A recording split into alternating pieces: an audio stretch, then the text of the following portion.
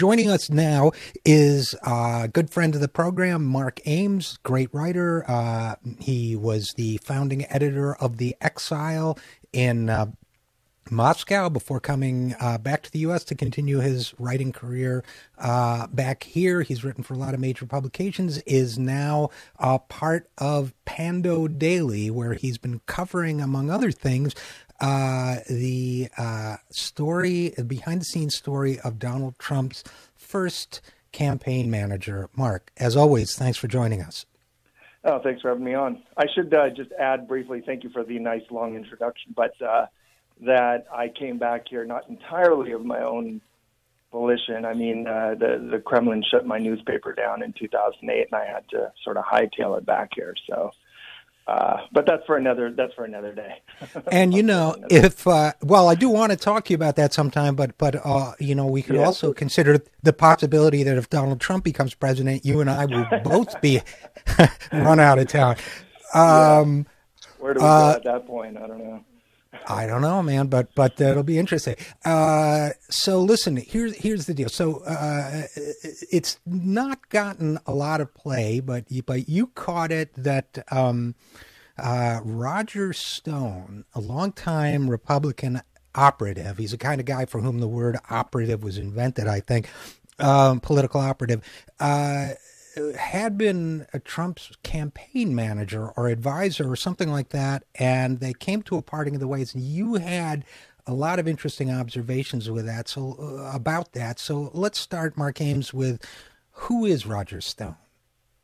Yeah, Roger Stone got his start as one of the dirty tricksters for Nixon's creep crew, the committee to reelect the president that were all involved in Watergate and all the dirty tricks.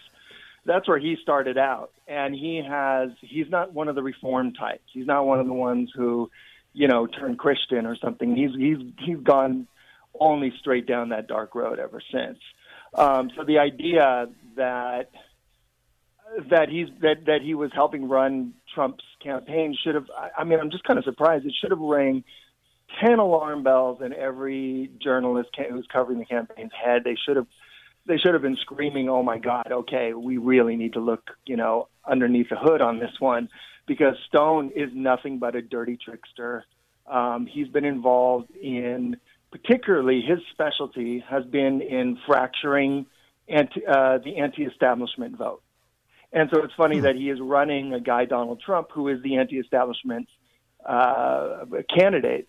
And what he's done in the past for Nixon, for Reagan, and for the Bush family, both father and son, has been to divide, subvert, or exacerbate, or whatever, but in some way manipulate anti-establishment politics to help the mainstream Republican candidate win.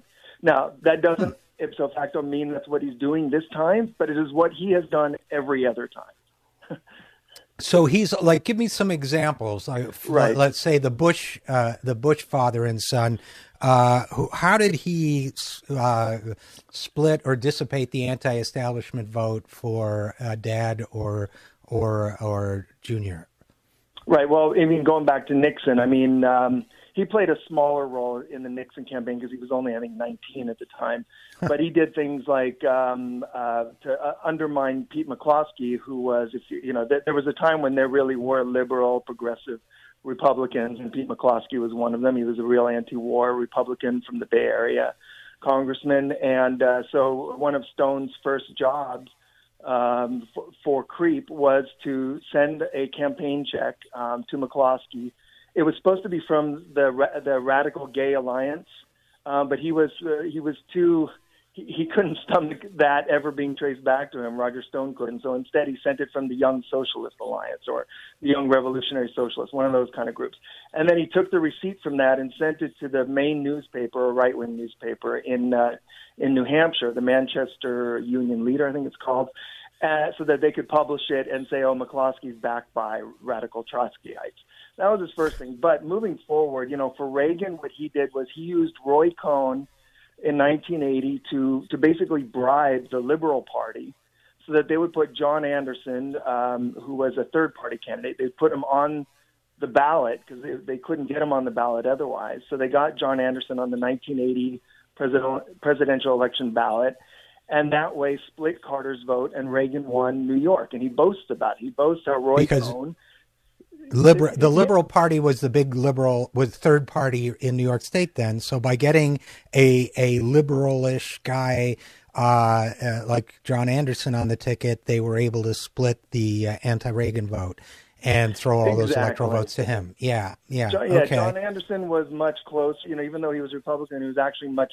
He was what people had hoped Carter would be, is what John Anderson was campaigning as. As a real straight-laced, sort of liberal centrist, right? Whereas Reagan campaigned as a far right candidate. So it split the sort of the liberal center vote. And then in '88, Stone was involved in the Willie Horton ad, the racist ad, that helped sink Dukakis. That wasn't a third party thing. But what he did do, and this is with Donald Trump. Now, he's been doing lobbying work and PR work and whatever else work for Trump, going back to the early 80s, whenever Trump started getting involved in the casino business. And that's one of Roger Stone's big portfolios as well, as lobbying and mucking around in the politics of casinos and the Indian Bureau of Affairs and so on.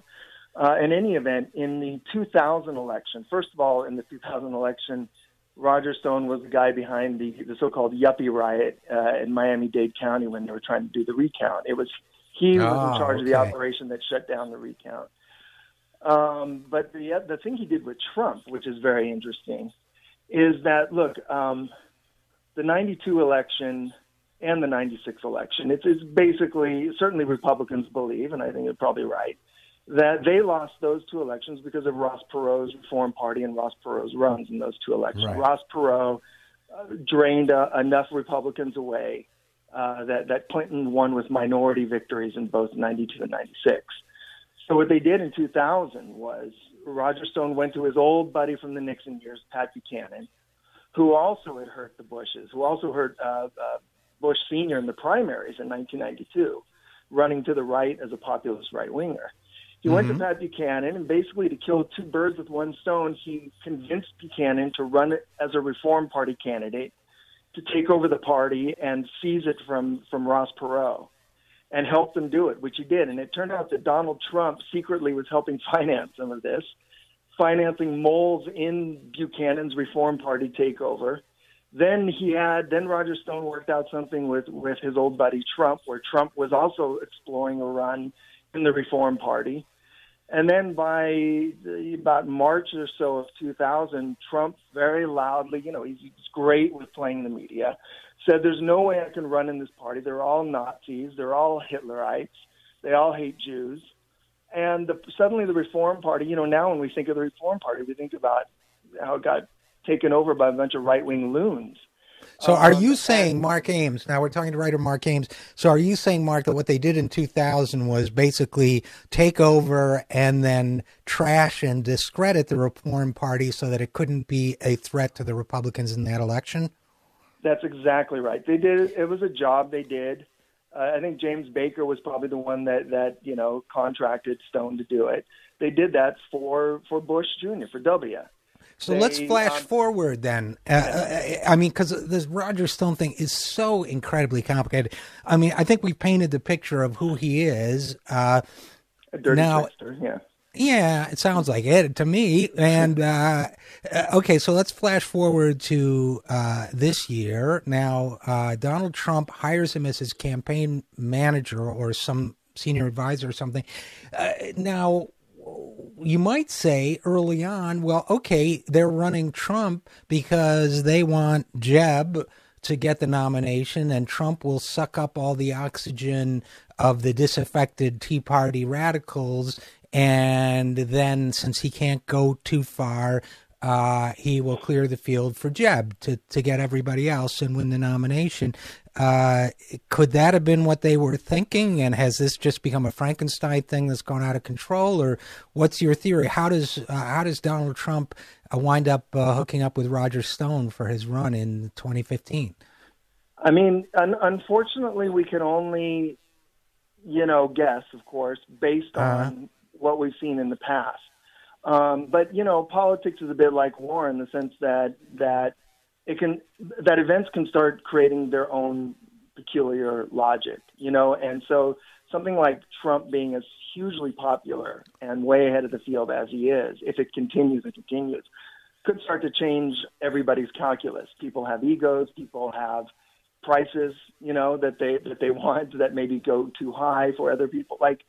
So who knows? But I would just say this. I think it's fair to say that there is a bit of a struggle in the Republican Party between, let's say, the sort of the Bush, mainstream wing, or I guess you'd call it, and then the Koch libertarian, more insurgent wing. And the Bush wing of it sort of collapsed, even though they have tons of money, they out of exhaustion and failure, although they're all still around in sort of 2007, 2008.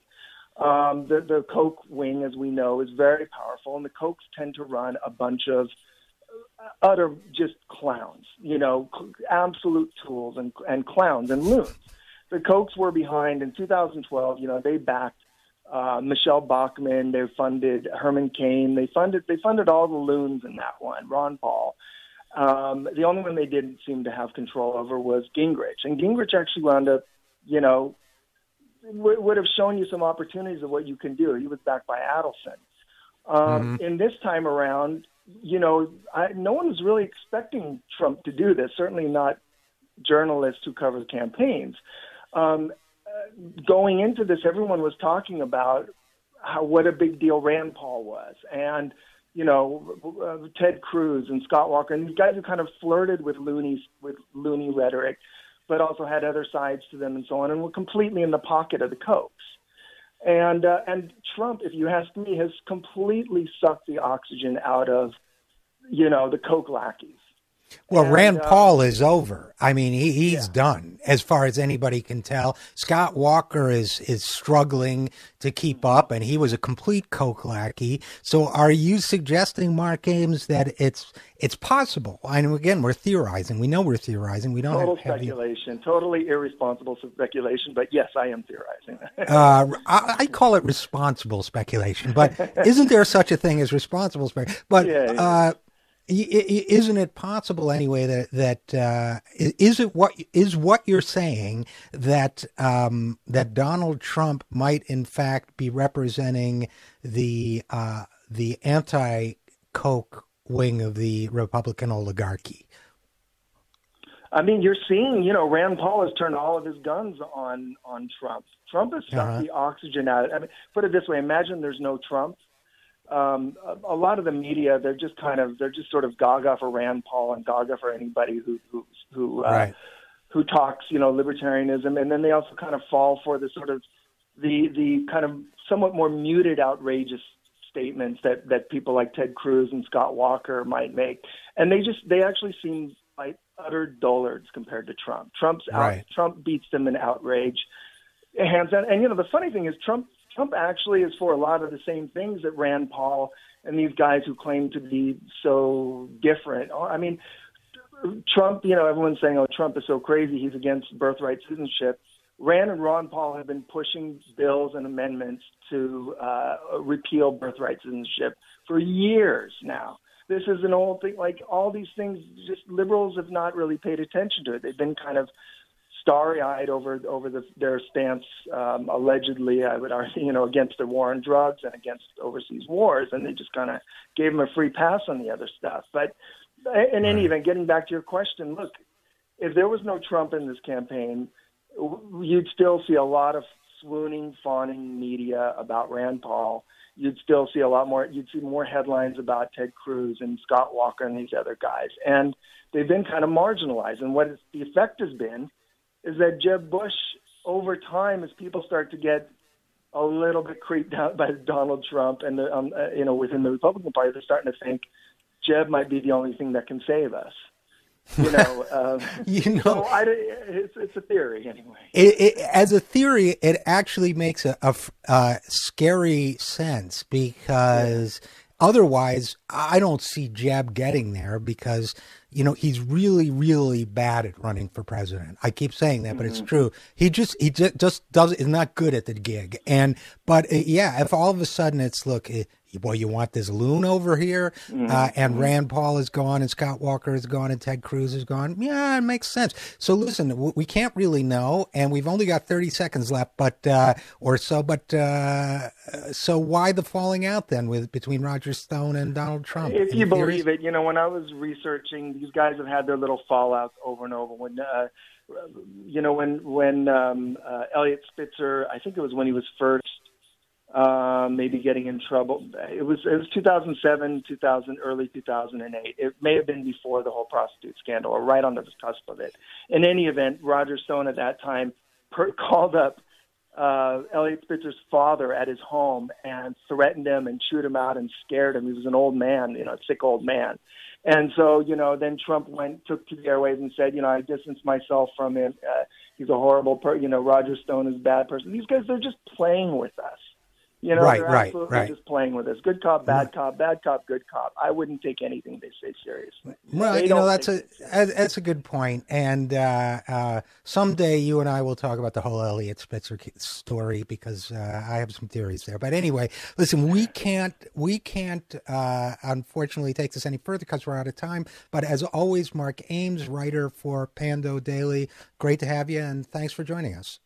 Thanks for having me on again.